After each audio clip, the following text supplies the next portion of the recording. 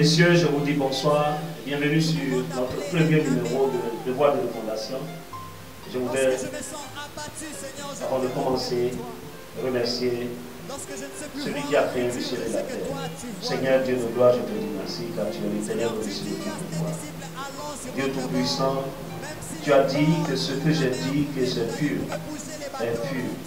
Seigneur, rends pur, Seigneur Dieu de gloire, toute oreille, tout cœur, toute pensée qui t'écoute, Seigneur, au travers, Seigneur Dieu de gloire, de la bouche de cet instrument que je suis, au nom puissant de Jésus.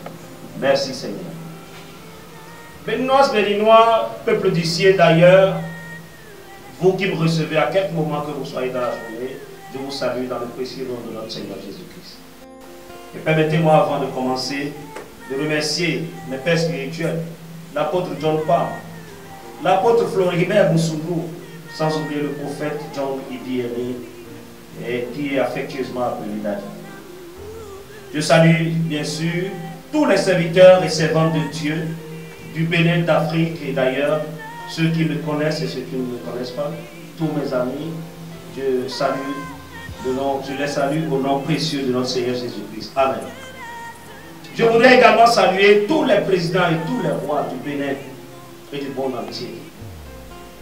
Je salue toute la communauté V3, tous les sympathisants de la Fondation Ami et pourquoi pas GMP, de notre pasteur réalisateur de ce moment, Paul Benou Maupé. Je voudrais également saluer quelqu'un, c'est M. Ambroise Sira, qui nous a beaucoup aidé, soutenu dans la décoration des logos. Que le Seigneur le bénisse. Je bénis le nom du Seigneur pour la vie de Vital Fonfan, du cabinet Grada, le groupe de réflexion approfondie pour le devenir africain. Je bénis le nom du Seigneur pour mon bonheur. Car la Bible déclare que celui qui a trouvé une femme a trouvé le bonheur, que c'est une grâce qu'il trouve auprès de l'Éternel. Et je prie pour quiconque qui m'entend, qui entend la voix du Seigneur par cet instrument que je suis et qui n'a pas de femme, que le Seigneur lui accorde cette grâce, ce bonheur de jouir de ce que Dieu a fait de meilleur que l'homme. Parce que la Bible dit, lorsque Dieu a créé l'homme, la Bible a dit que l'homme est bon. Alléluia. Et Dieu a créé la femme après qu'il ait vu que ce qu'il a créé est bon. Béni soit l'Éternel. Je voudrais aussi saluer mes deux jumelles, Prunelle Maticia et Prunelle Matana. Et je prie maintenant que le Dieu de paix, créateur du ciel et de la terre, vous bénisse.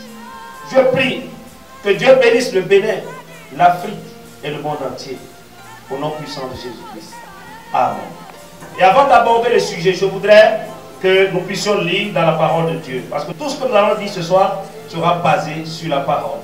Et allons rapidement dans Ecclésiaste chapitre 1 au verset 9.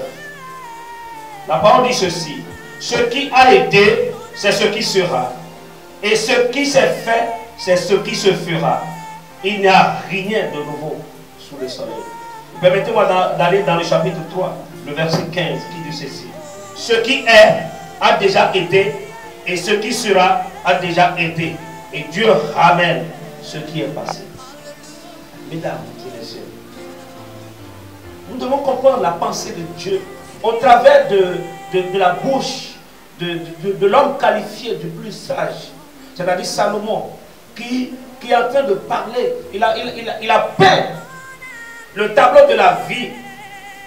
Et dans cette présentation, vous pouvez déjà constater qu'il a peint le tableau et c'est le passé, le présent et le futur qui est ainsi présenté. Lorsque Salomon parle ainsi, c'est que nous devons savoir que si il nous dit et que Dieu dit au travers de sa bouche que Dieu ramène ce qui est passé et ce qui se passe aujourd'hui, Dieu le ramènera dans le futur.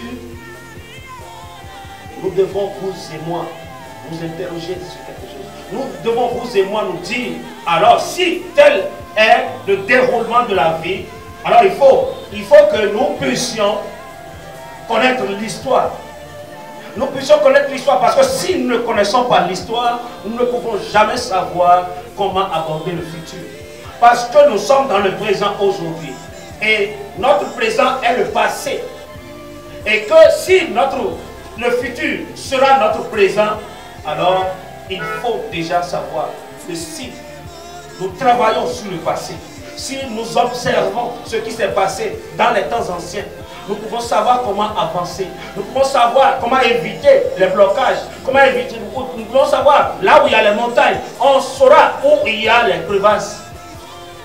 Et avoir l'intelligence et la sagesse d'aborder n'importe quel chemin que nous avons emprunté.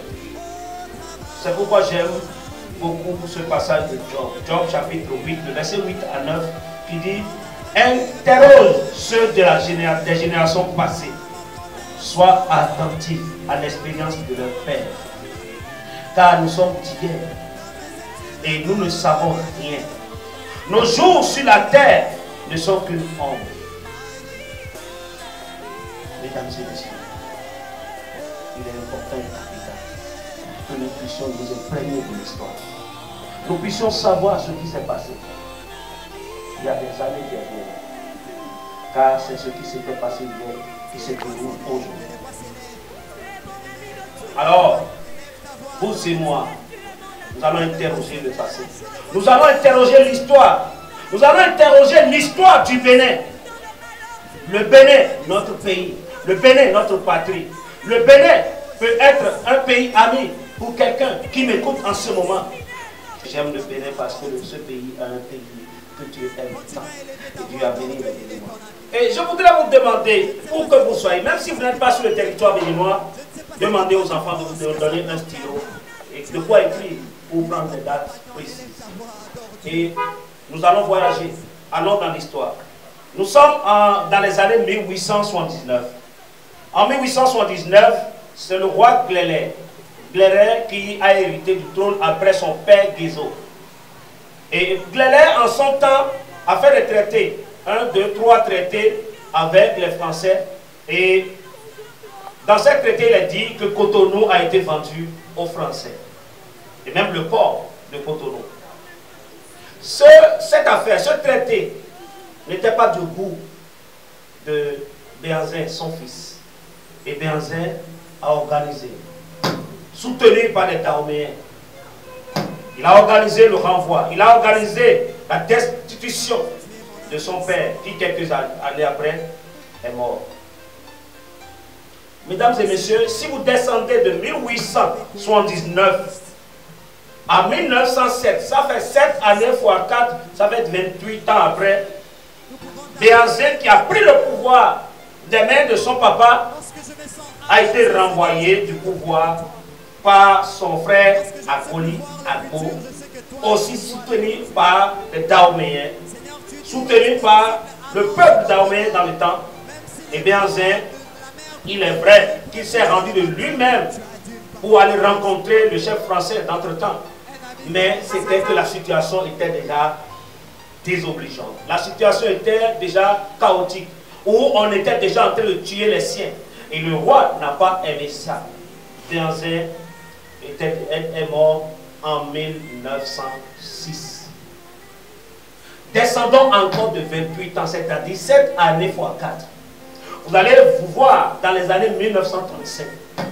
Prenez de 1930 à 1937, il y a eu un important mouvement nationaliste dahoméen, anticolonialiste.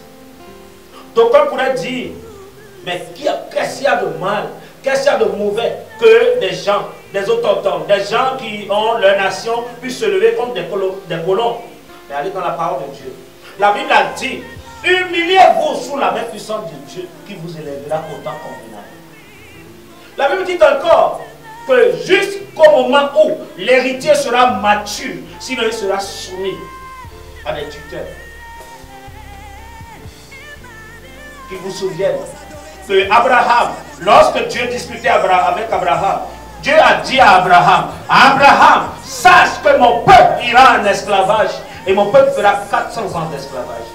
C'est le peuple de Dieu. Pourquoi Dieu n'a pas empêché que l'esclavage puisse se tenir? Dieu veut que son peuple puisse acquérir de la maturité. vérité. Que son peuple puisse savoir qu'il a un Dieu. Que son peuple puisse aller apprendre certaines choses.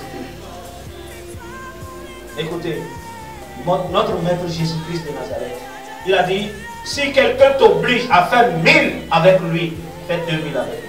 Si quelqu'un prend ta tunique, laisse-lui. Et donc, je crois que si ils avaient réussi en 1937, c'est-à-dire de 30 à 37, à bien gouverner le pays jusqu'à ce jour, on allait dire que c'est parce qu'ils étaient matures, que c'est parce qu'ils étaient capables de diriger la nation.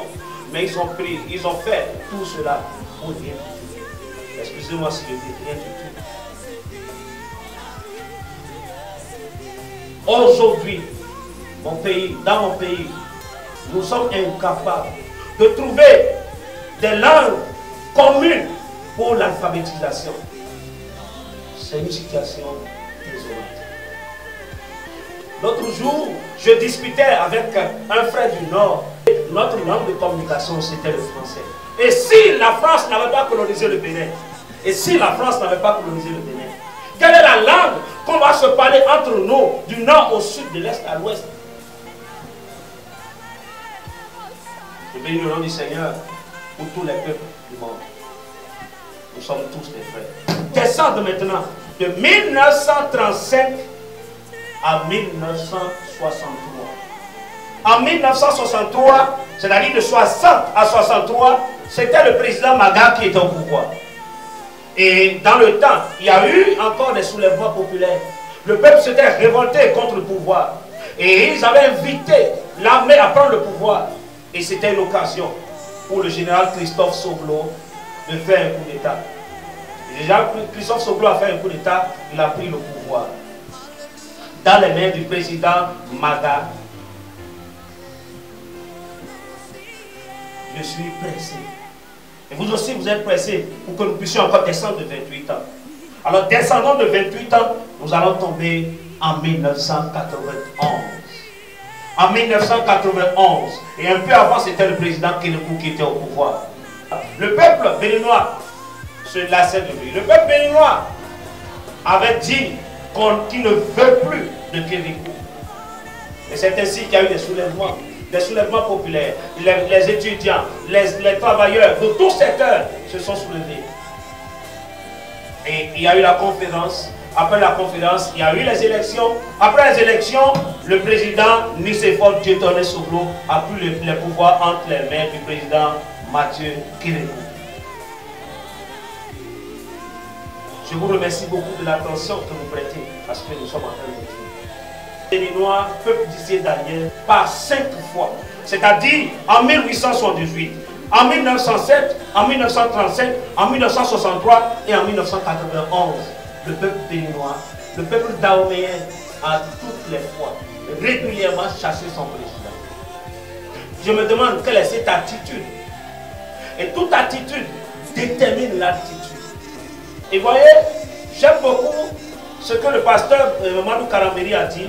Il dit qu'une inspiration répétée devient une habitude. Et une habitude de répéter devient un caractère. Et un caractère répété devient un destin ou une destinée. Et en se comportant comme ça, quelle est la destinée que nous réservons à notre nation? Quelle est la destinée que nous réservons à nos enfants? Parce qu'il y a beaucoup de personnes qui peuvent se dire, je m'en fous. Je ferai ce que je veux parce que je suis déjà âgé. Qu'est-ce que vous réservez pour vos enfants? Même si vous n'avez pas d'enfants, vous avez des frères dans cette nation. Vous avez des enfants, vous avez des parents, vous avez des amis. Il faudrait que, après avoir lu, après la lecture de ces 5 attitudes, nous puissions commencer par réfléchir à quel comportement nous devons adapter. Et laissez-moi vous dire, mesdames et messieurs, que tous les chefs d'État sont des pasteurs. Tous les chefs d'État sont des serviteurs de Dieu. Car la Bible déclare dans le livre de Romains, chapitre 13, verset 1. La Bible dit que toute personne soit soumise aux autorités supérieures, car il n'y a point d'autorité qui ne vienne de Dieu. Et les autorités qui existent ont été instituées de Dieu. si les autorités qui existent ont été instituées de Dieu. Alors, si nous nous rebellons contre l'autorité, ça veut dire que c'est contre Dieu que nous nous rebellons. Je ne sais pas ce qui t'empêche, ce qui bloque ta vie. Je ne sais pas ce que toi tu penses que ça bloque ta vie. Jésus-Christ a dit, Tu as un ami, il est ton compagnon. dans Matthieu 23, verset 29 à 32, il dit, malheur à vous, scribes et pharisiens, hypocrites, parce que vous bâtissez les tombeaux des prophètes et ornez les sépultures des justes. Et que vous dites, si nous avions vécu du temps de nos pères, nous ne nous serions pas joints à eux pour répandre le sang des prophètes. Jésus a dit, vous témoignez ainsi contre vous-même que vous êtes les fils de ceux qui ont tué les prophètes. Comblez donc la mesure de vos pères. Qu'est-ce qu'il faut comprendre par cela? Si nos pères ont fait cela, c'est nous qui l'avons fait. Alors que la parole nous déclare que les pères ont mangé des raisins verts et que les enfants l'ont entendu. Beaucoup de personnes sont en train de subir des choses aujourd'hui à cause de l'attitude que les pères ont eu, à cause du comportement que les pères ont eu, à cause des péchés que les pères ont commis. Nous devons nous asseoir et réfléchir. Nous devons nous mirer. Si il serait même mieux que pour s'asseoir et réfléchir, nous puissions mettre devant nous un miroir. Les miroirs que nous avons reçus après avoir vendu nos frères. Jésus a dit, serpent, race de vipères, race de vipères. Il dit, comment échapperez-vous au châtiment de la géhenne? Alors s'ils ne sont pas race de vipères, changeons de caractère, changeons de comportement. Et au loin, à Matthieu 23, verset 33 à 36, Jésus dit ceci, race de vipères, comment échapperez-vous au châtiment de la géhenne? C'est pourquoi voici, je vous envoie des prophètes, des sages et des scribes. Vous tuerez et crucifierez les uns.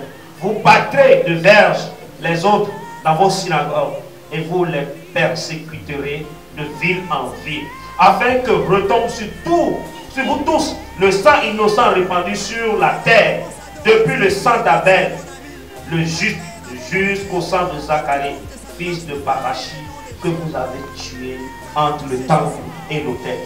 Je vous le dis en vérité, tout cela retombera sur cette génération. Wow.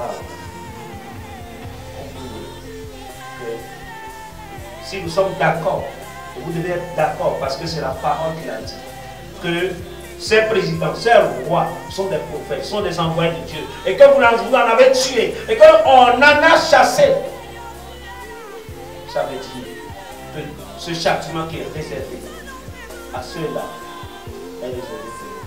Que Dieu ait pitié. Que Dieu ait pitié de chacun de nous. Et je vous apprends que lorsque nous parlons de Dan romain, puisque c'est Dan qui a été tué, allez dans la parole de Dieu. Nous pouvons comprendre dans le livre de Genèse que Dan est le cinquième fils. Dan est le cinquième fils de Jacob. Son nom signifie rendre justice. Alors, le passage biblique que nous avons lu tout à l'heure nous montre combien le sang d'Abel qui a été tué par Caïn a été réclamé. Les prophètes qui ont été tués, leur sang sera réclamé.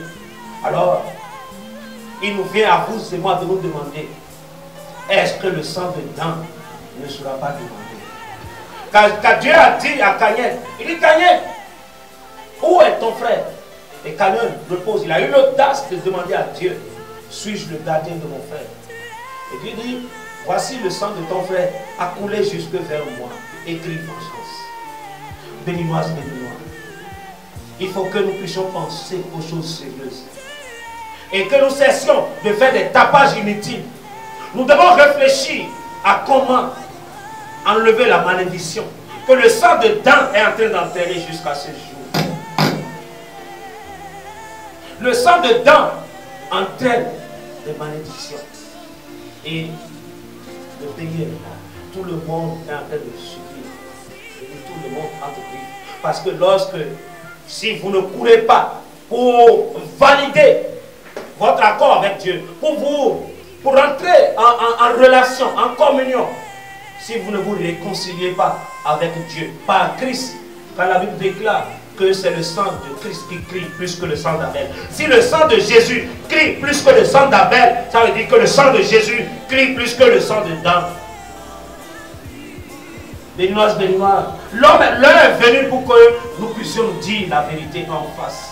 Je vous rappelle que depuis que Dan a été dépossédé de son territoire, alors qu'il hébergeait des gens, allez dans nos tribunaux, vous allez voir, c'est des affaires domaniales. Affaires domaniales, affaires de parcelles, il a volé mon parcelle, il a volé ceci, il a volé cela. Vous savez ce que la Bible a dit dans le livre de Deutéronome? Deutéronome chapitre 19, verset 4. Il dit, tu ne reculeras point les bornes de ton prochain, posé par tes ancêtres, dans l'héritage que tu auras au pays dont l'Éternel, ton Dieu, te donne la possession. Même dans la loi du Bénin, le déplacement du vol est frappé d'emprisonnement. Voyez d'où cela a été exprimé. Voyez d'où cela a été exprimé. Pour des lopins de terre, des frères s'entretuent. Pour des lopins de terre, toute une famille vole. Ensemble, nous devons changer de caractère. Nous devons changer d'attitude. Nous devons changer de comportement. Mais pour l'affaire de la fraternité, nous y reviendrons dans notre deuxième numéro d'ici un mois. Oui, et nous l'avons intitulé Enfants du Bénin assis, enfants du Bénin debout. Depuis que nous sommes debout, nous n'avons rien fait, pratiquement rien fait. Il faut maintenant qu'on s'asseye et qu'on puisse cibler réellement les vrais problèmes de la nation. On puisse réellement cibler les vrais problèmes de la nation. Et nous avons vu, vous et moi, que depuis 1878, 1907, 1935, 1963 et 1991, nous les Béninois, c'est-à-dire depuis Dahomey jusqu'au Bénin, nous avons toujours chassé nos présidents à chaque 28 ans. Et donc, j'aime tellement cette pensée du président Adovi qui dit ceci: tirons leçon du passé pour mieux organiser l'avenir. Si nous devons faire le procès de nos gouvernants depuis des temps à ce jour, ce serait le procès de la trahison des plaies. Mesdames et messieurs, peuple d'ici, je voudrais que nous puissions, si vous n'avez pas poussé votre curiosité pour vous demander, et qu'est-ce qui se passera après 28 ans? Descendons de 1991, de 28 ans, nous allons tomber en 2019. Et donc regardez que si nous ne prenons garde, si les Béninois ne prennent garde, 2018, 2019, ils renverront leur président du pouvoir. Par quelle manière, je le sais. Tout ce que je sais, c'est que si on doit lui accorder le mandat qu'on lui doit, c'est que c'est en 2021 qu'il descendra. Il y a Albert Einstein qui a dit ceci: le fou, c'est celui qui fait la même chose et qui s'attend à un résultat différent. Quel est le résultat que nous avons obtenu de tout ce que nous avons fait depuis 1878? C'est ce qu'il faut se demander aujourd'hui. Quel est le fruit que cela a donné? Quel est le fruit que cela a donné? Et les gens ne donnent pas gloire à Dieu dans ce pays. Tu vas voir certaines personnes s'égosiller pour prendre la gloire de tout ce qui s'est passé pendant la conférence nationale. Les gens ne veulent pas dire nous rendons grâce à Dieu. Il y a certaines personnes qu'on qualifie les artisans de la démocratie. L'artisan de la démocratie, c'est Dieu.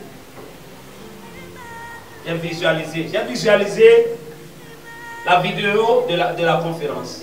Et j'ai vu le président Mathieu Kérékou couler les larmes. Quand il disait au Monseigneur Isidore de Souza, je bénis le nom du Seigneur pour sa vie, il disait que lorsque nous avons appris que c'est un homme de Dieu qui veut diriger. Nous sommes émus. Et il a coulé les larmes. Kérékou a coulé les larmes. Et il disait, on peut couler les larmes, pas forcément qu'on a perdu quelqu'un. J'aime cet homme. J'aime cet homme. Que le Seigneur le bénisse, où qu'il soit. Mesdames et messieurs, nous les Béninois ne sommes pas. Les Béninois ne sont pas. C'est pourquoi ils ne vont pas reprendre la même chose. Ils ne vont pas reprendre les mêmes erreurs. Béninois, tu n'es pas fou. Béninoise, tu n'es pas folle. Pour que quelqu'un, pour rien du tout, pour un oui ou pour un non, vienne te susciter, pour que tu marches, pour que tu te soulèves, pour que tu cries dans la rue. Nous ne sommes pas. Lorsque quelqu'un viendra pour rien du tout, nous dire, allons faire ceci, allons faire cela, nous lui dirons, voici ce que nous allons lui dire. Je ne suis pas fou. Comprenez que à chaque évolution, à chaque niveau d'évolution de la vie d'une nation, d'un homme, d'une femme ou bien d'une entreprise, Dieu le soumet toujours à une épreuve. Il y a toujours un test qui vient. Il me souvient, lorsque Israël avait quitté l'Égypte, il est arrivé un moment où Israël a commencé par tourner autour d'une montagne. Il tournait autour de la montagne sans savoir qu'ils étaient en train de faire le même chemin plusieurs fois.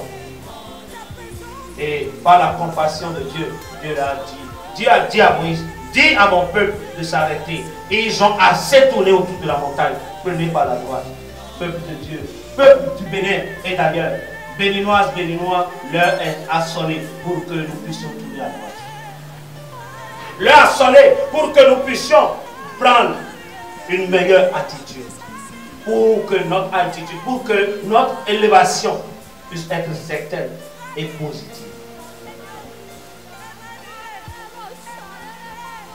Vous savez, vous pouvez déjà avoir comme illustration les examens que nous passons en fin de cycle, le CEP, le BPC, le bac ou les diplômes universitaires.